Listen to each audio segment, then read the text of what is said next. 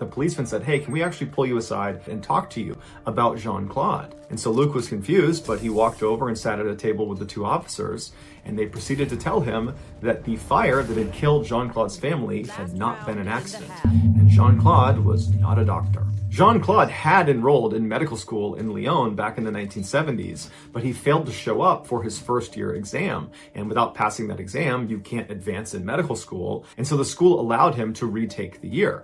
And so Jean-Claude did that for 12 consecutive years. All the while, he told his friends and family that he was following normal medical studies, and eventually he told them he had become a doctor. Instead of going to Geneva to discover new medicines for heart disease, Jean-Claude would drive around the border area between France and Switzerland and periodically go to the World Health Organization's Public Information Center and would just walk around the lobby and read pamphlets before going home again. When Jean-Claude went on overseas business trips, he would actually just leave his house, hop on the highway, and stop at a motel, stay there for a couple of days, and then return with gifts. He lived off money from the sale of his student apartment in Lyon that his parents had bought for him. When the money ran out, he asked his friends and family to give him their life savings so he could invest them into these schemes that he knew about because he was a UN employee. And because he's this very successful, reputable doctor, people agreed and gave him their money. But by late 1992, some of his victims were asking for their money, and he didn't have it.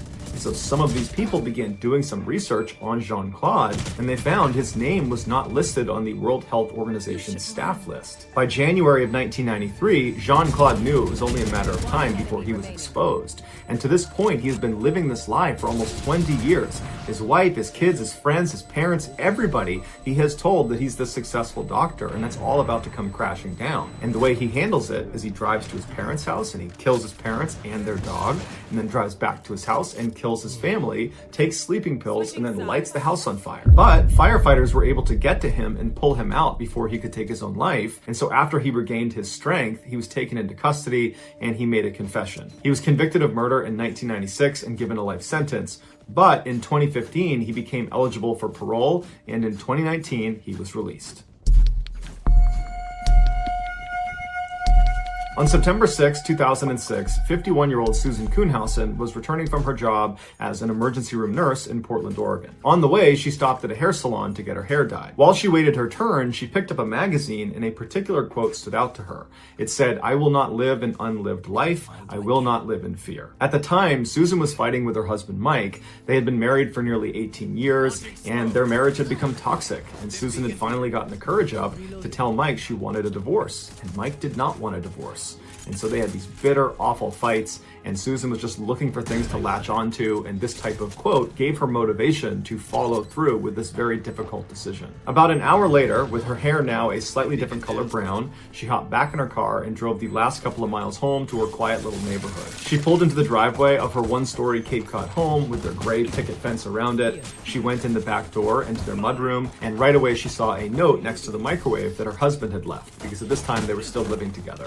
And the note just said, "Sue, I've had trouble sleeping. I've gone to the beach. I'll see you in a couple of days." She put the note down and then unlocked the door that led into the house, which was into the kitchen. And as soon as the door opened up, she heard the beeping sound of their security alarm. And then she walked all the way through the house to the front door. She unlocked it, went outside, and then checked their mail, and then went back inside the house. After she got back inside and had shut and locked the front door behind her, she kicked off her shoes and then began walking across the house towards the kitchen. She got about halfway there when she looked over to her left, and she noticed the first floor bedroom that they used as a guest room was really dark. And every morning before she left for work, she would open all the curtains around the house. And so in the evening, the sun would come into the house and it would be nice and bright. And so she's thinking to herself, did I forget to open the curtains in that room? Because it shouldn't be that dark.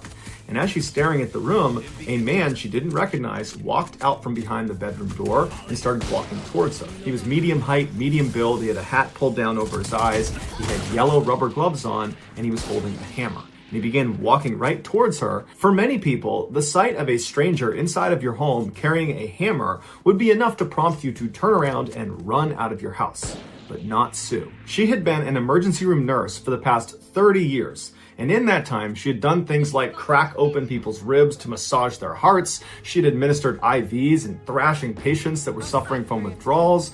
And she and the other nurses she worked with trained regularly in self-defense because you just never knew what was going to happen in the ER. You needed to be ready to slip chokeholds and defend yourself. And so here Sue was staring down this intruder in her house with 30 years of preparation for this moment. And so Sue ran at this guy faster than he was coming at her, and it caught him off guard. She figured if she could just get up close to him, the power of the hammer strikes would be less. And so she rams into him, and she's about 5'5" and significantly outweighed him. He's about 5'9", maybe 200 pounds. And so she rams him into the wall. He hits her in the head once with the hammer, but it wasn't enough to subdue her or even knock her down. She barely felt it. And so she's holding on to him and she's screaming at him, "Who are you? What do you want?"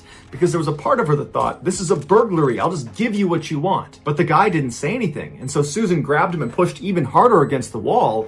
And the man would say 2 words. It was the only 2 words he said the entire time. And it was, "You're strong." And Susan, when she heard that, it was like an adrenaline rush. She knew this guy was not trying to rob her. He was just trying to kill her. And she thought, no, I'm gonna live. And she managed to wrestle the hammer away from him while pinning him against the wall, and then smashed him in the head 3 times with this hammer before he managed to get it back. But when he reached for the hammer, she grabbed his throat and began choking the life out of him. The man immediately went for his throat to get her hand off of him, so he was not trying to attack her. And Susan realized that she had him on the defensive, and she grabbed tighter and tighter around his throat. She moved her other hand up and really started crushing his windpipe. And then she screamed at him, "I'll call an ambulance if you tell me who sent you." And the man looked at her and just grunted at her. And so she continued to squeeze harder and harder until his face turned purple and his eyes rolled back. And she knew as an emergency room nurse, if she continued, she would kill him. And she wasn't really prepared to do that. And so she threw him to the ground. She turned and began to run towards the front door. But this guy jumped up and leapt after her, grabbed her by the ankle and tripped her to the ground. When she landed, she rolled over onto her back, and right on top of her is this guy wielding the hammer, and he's about to bring it down on her. And so she instinctively just shot up. She sat up as fast as she could, and she bit down as hard as she could on the inner part of his upper leg. She bit so hard she tore through the fabric. And the guy screamed out in pain. He couldn't even hit her with the hammer. He began staggering back, at which point she released the bite, got up onto a knee, and then bit him again on the side of his rib cage as hard as she could, once again tearing through the fabric. And so now this guy is howling at the top of his lungs, at which point Sue grabs him and throws him to the ground, but she falls with him and she lands directly behind his back. And he's still trying to grab her, and he's got the hammer and he's trying to hit her. And so she reaches out and puts her arm over his throat and puts him in a wicked chokehold, one that he was not getting out of. And so the guy is trying to fight and get his neck out of the chokehold, but Susan decided that this guy, he's not going to talk, he's not going to tell me what he wants, he's here to kill me, so I'm going to kill him first. And she proceeded to choke him to death. And once he stopped moving, she calmly stood up, looked down, knew he was dead. She grabbed his hammer and then calmly walked out the front door, walked to her neighbor's house, knocked on the door, and then her neighbor comes up and sees Sue just standing there with her clothes tattered and she's all bruised and bloodied, but she looks like she's totally okay. And the neighbor asked Sue, "What are you doing? What's going on? Why do you have that hammer?" And Sue would tell her that, "Well, I had an intruder and he tried to kill me, so I killed him. And I need to use your phone to call the police." And so her neighbor's like, "Okay, come on in and use my phone." And so Sue walks in with her hammer in hand and calmly calls the police and tells them what happened. Police and paramedics show up and they go inside of Sue's house and they confirm that her attacker was in fact dead. And her attacker turned out to be 59-year-old Ed Haffey, who was a Vietnam veteran with a long rap sheet. They discovered Ed's backpack inside of Susan's house, and in it was a notebook that contained instructions for what to do after he killed Susan. And one of those instructions was to call Mike. It turns out this Mike was Susan's husband. He had paid Ed $50,000 to kill his wife.